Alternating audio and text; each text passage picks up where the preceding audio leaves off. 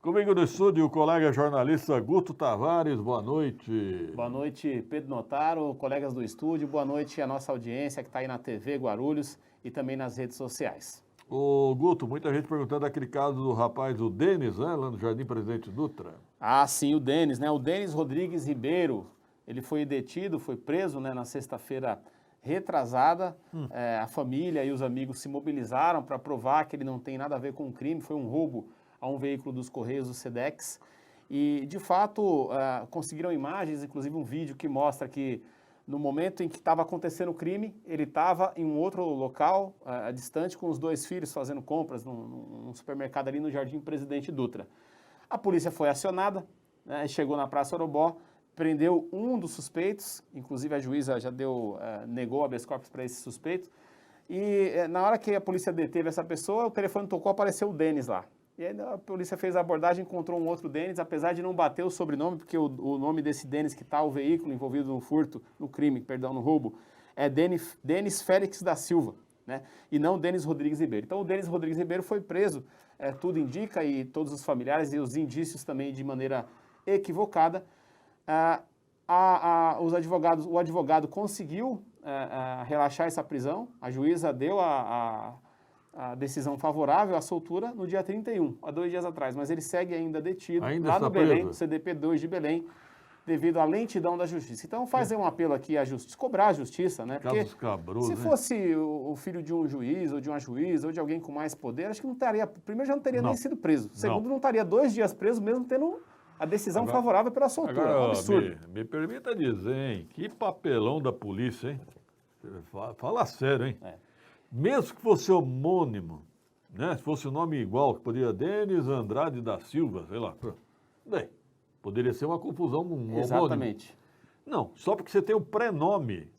Quer dizer que aparece um Pedro ali, vou eu preso. Exatamente. Brincadeira. É lamentável. Inclusive a juíza Márcia de Fátima Guimarães, ela relata no seu despacho, onde ela dá a liberdade ao Denis, que os policiais ainda relataram no depoimento de que, primeiro, que o número de celular desse Denis que telefonou para o principal suspeito não batia com o Denis que foi preso injustamente. E nem a foto que apareceu na hora da ligação. Como é que o delegado também arbitrou? Que polícia é essa, gente? Não que pode. Polícia é essa? Eu acho que é um erro primário, mostra um despreparo, né? É um despreparo desses agentes, então fazer uma reciclagem, um treinamento melhor. E qual delegacia aconteceu isso, hein? Então, a prisão aconteceu lá no Presidente Dutra, é provável que tenha sido em alguma delegacia daquela região. Não me recordo qual que é a responsável naquela região. São João. É provável que sim, provável que seja ali no sétimo, né? Sétimo DP, que é o São João. Olha, que fica o alerta ao delegado seccional, doutor Severo, né? Seja mais severo, doutor Severo. O que está acontecendo? A Polícia Civil errou feio, hein? A Polícia Militar errou, a Polícia Civil errou, o Judiciário demorou. O Judiciário está muito lento. 2 dias esse oficial de justiça e não ele está leva. preso ainda? Estava preso no CDP 2 de Belém.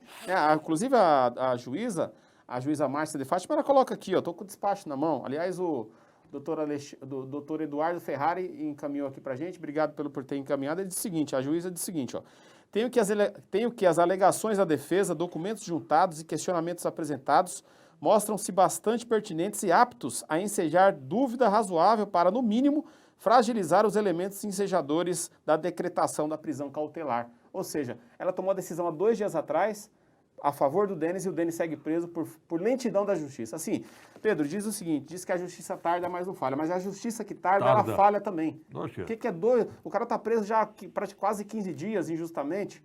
Uma vergonha para a justiça brasileira e também para as polícias. 15 minutos já seria um absurdo. Vergonha, hein?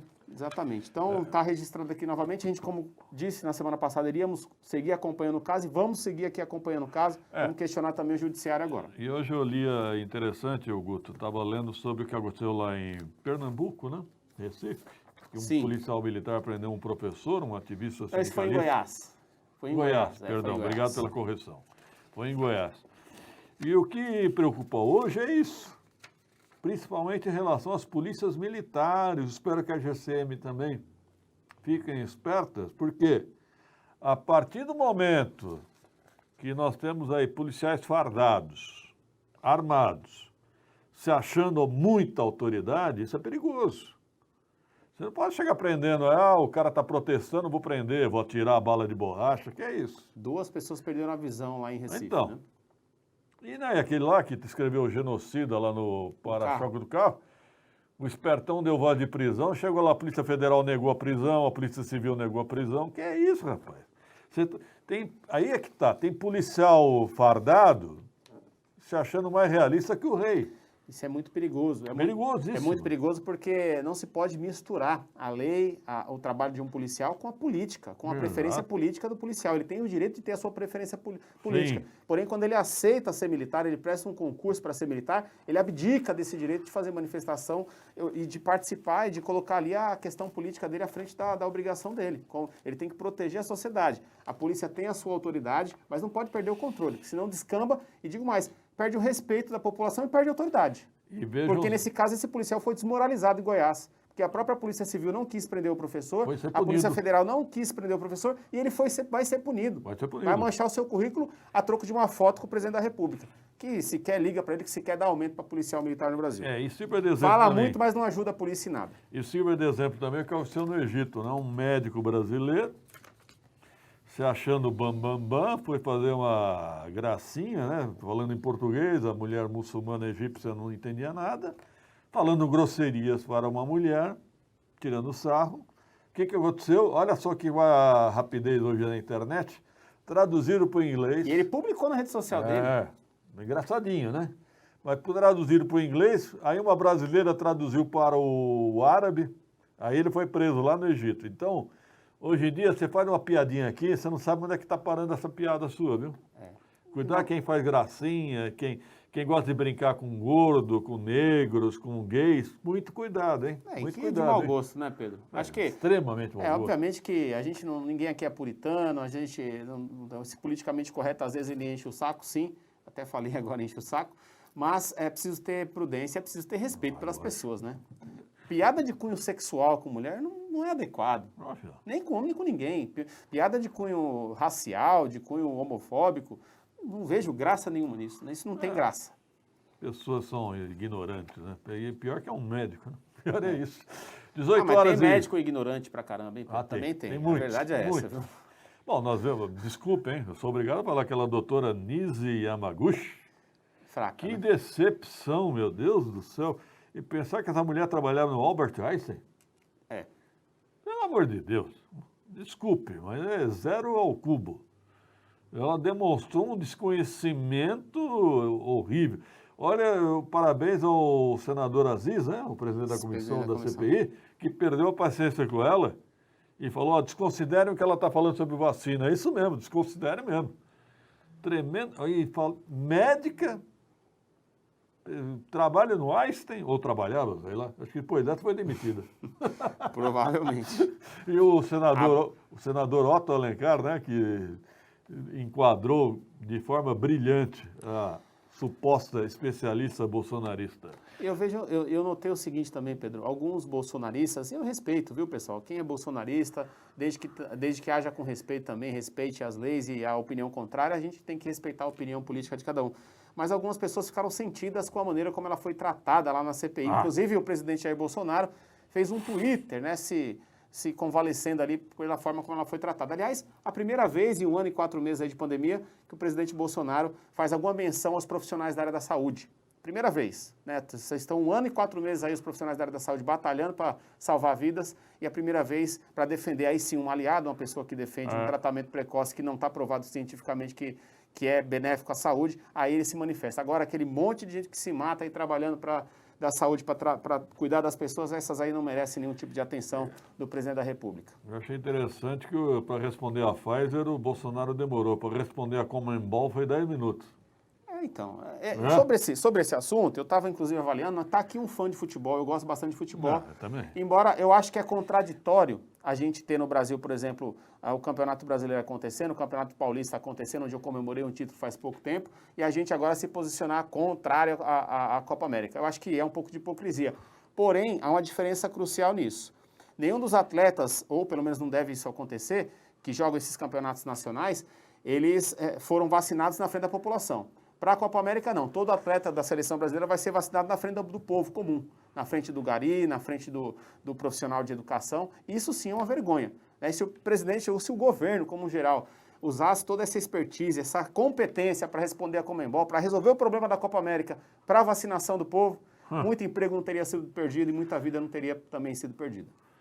18 horas e 24 minutos. Que mais, Guto Tavares? Ô Pedro, na semana passada nós trouxemos também um caso aqui de proteções, né, uma proteção ali na Joaquina de Jesus, junto ao córrego Bacrivu, na Praça 8, ali onde tem a feira no sábado, a gente até colocou fotos aqui, elas estão sendo furtadas, né?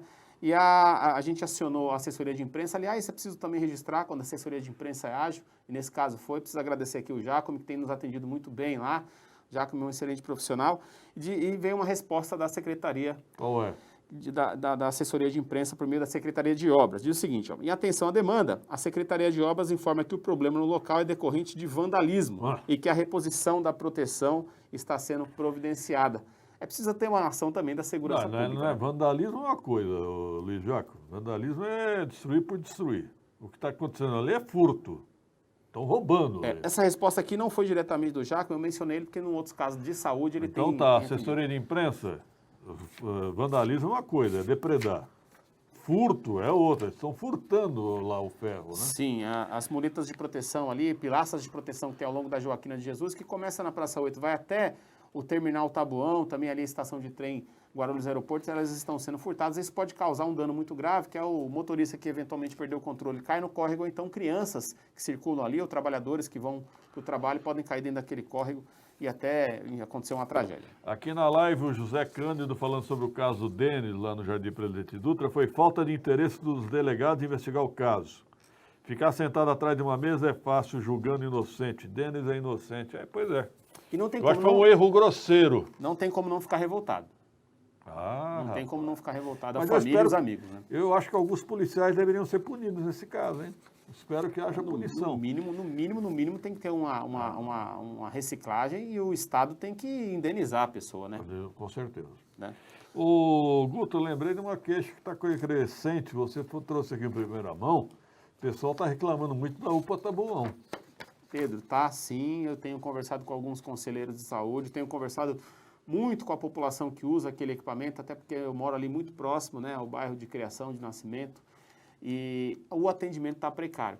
Isso tudo em virtude de uma insegurança por parte dos profissionais que estão ali, também da população, pela possível troca da empresa. Está acontecendo aí um processo de troca da empresa, ou não, mas é um processo para contratação formal de uma empresa para administrar lá o local. Isso tem deixado tanto os funcionários quanto os usuários apreensivos. E tem resultado numa deficiência no atendimento, até porque algumas semanas atrás faltou, como a gente já relatou aqui, café da manhã, tanto para os pacientes quanto para os funcionários.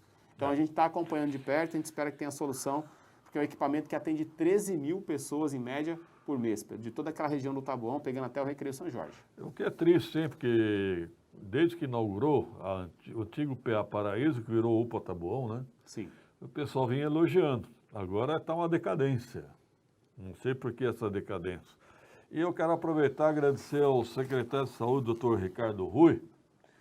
Coincidência ou não, veio ao encontro de algumas críticas que eu andei fazendo ao UBS Paravente. Eu sei falar que aquela UBS... Um dia eu fui parar naquela UBS Paravente, eu não sei porquê, eu acho que eu fui tomar uma vacina ali. Foi um local horroroso, horrível, inaceitável como UBS. Inaceitável.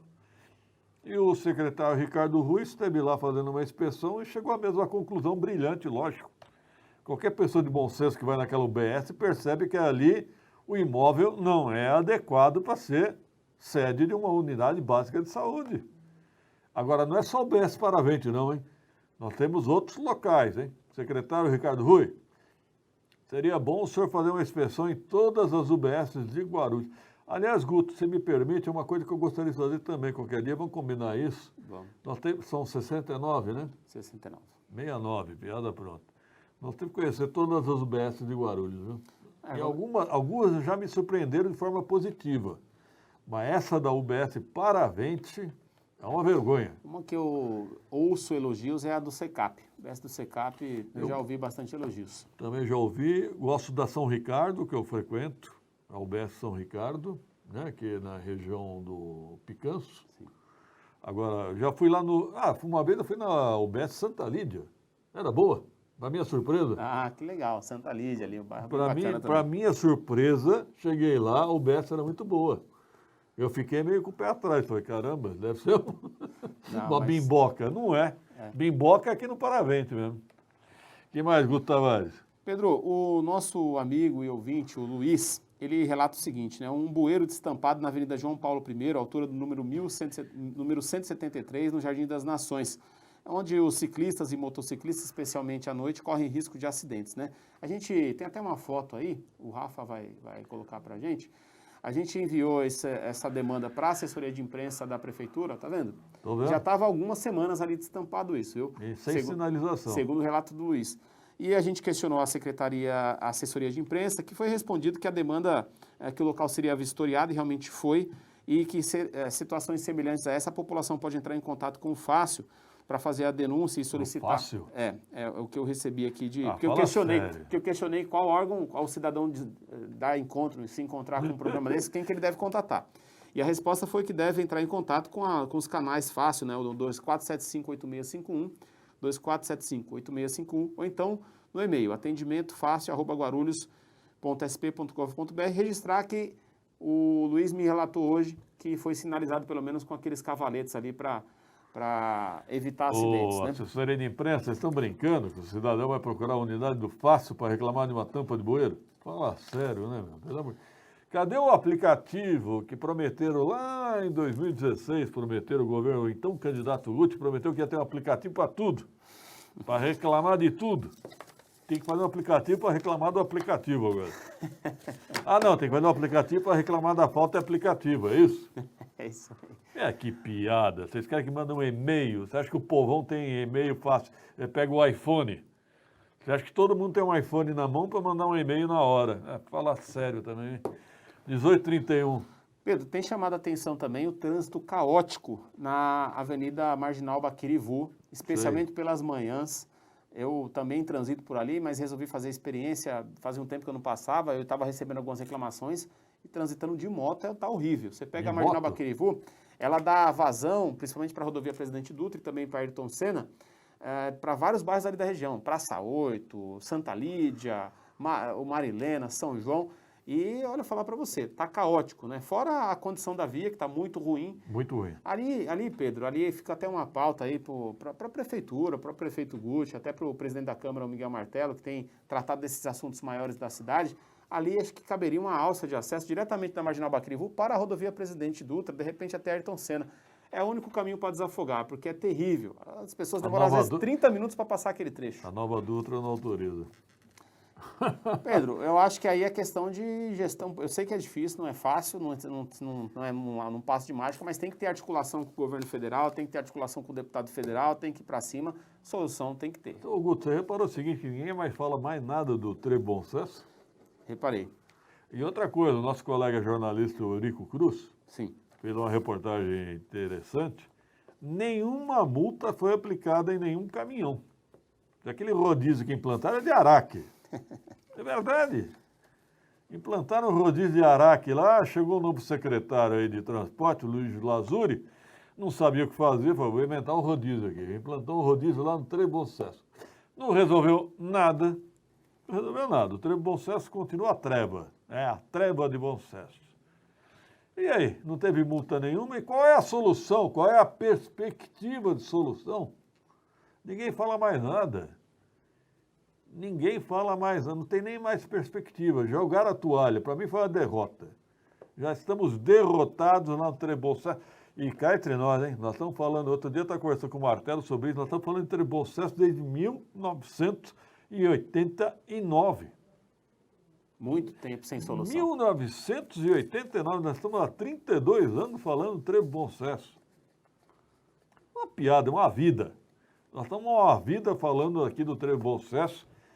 E é perceptível, é lógico, que a única solução é outro retorno entre Cumbica e Bom Sucesso. Se não tiver ali na altura do Jardim Presidente Dutra ou ali da Jacopêssego, Sim. vai resolver nada, gente. Interessante que a nova Dutra, ela arrecada milhões, né? A vida toda arrecadando dinheiro aí da população de Guarulhos e também não age para que tenha uma solução. Inclusive o Antônio Pedrosa, tô aqui preso no trevo agora. Já falei? Antônio, Aí. tá vendo? Tá vendo? É uma prova viva aí. Tá um lixo esse Boa noite pro Marcelo Lousada também, nosso amigo Marcelo Lousada. Ninguém explica o que é aquele... tem uma espécie de viaduto lá no Trevo Bom Sucesso que para no meio do nada. O que é aquilo? É uma rampa de salto ornamental? O que é aquilo ali? São coisas que não tem explicação, Não, mas sabe? pelo amor de Deus. Tem algum engenheiro para explicar o que é aquele princípio de rampa ali que fizeram ali. Princípio de viaduto que não dá em nada. Qualquer dia algum motoqueiro vai pular ali um nível, que nível lá, lembra do...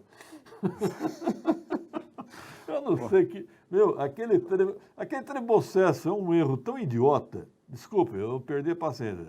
Porque quem quer fazer o retorno, encontra quem quer sair do Pimenta da Bom Sucesso e faz um X. O trânsito cruza. Aí se não bastasse isso, ainda coloca uns cones lá, que ninguém entende aqueles cones lá no Trevo Bom Sucesso.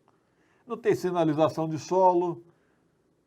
O cara vai... Eu já fui lá, eu me perco ali, eu não me entendo. O que eu tenho que fazer aqui? Isso traz uma péssima qualidade de vida, seja para o motorista, para o cidadão comum que tem que sair da sua residência, ir para o trabalho, para o colégio, para os seus compromissos pessoais, familiares, mas também para a economia, para os negócios, né? Os empresários, as empresas que tem naquela região sofrem demais para poder escoar sua produção, para poder circular suas mercadorias. É um problema terrível e que segue aí prejudicando a população da cidade de Guarulhos e, infelizmente, sem solução até o momento, né, Pedro? Sem solução e sem perspectiva. Ninguém fala mais nada. Ninguém fala mais nada o que pretende fazer em relação... E a culpa, gente, não é dos caminhoneiros, não, viu? A culpa não é dos caminhoneiros. Lógico que não. O caminhoneiro está levando mercadoria, pô. Brincadeira. Mais alguma coisa? Sim, Pedro, mais algumas coisinhas aqui, poucas coisas. Primeiro, você já mencionou aqui, eu anotei, só para compartilhar com os amigos, com a audiência que está aqui nas redes sociais, que está também na TV Guarulhos, do calendário de vacinação. Acho que é sempre bom a gente ter um pensamento positivo. Eu vi essa notícia hoje, fiquei bastante feliz, embora gostaria que fosse bem antes, né?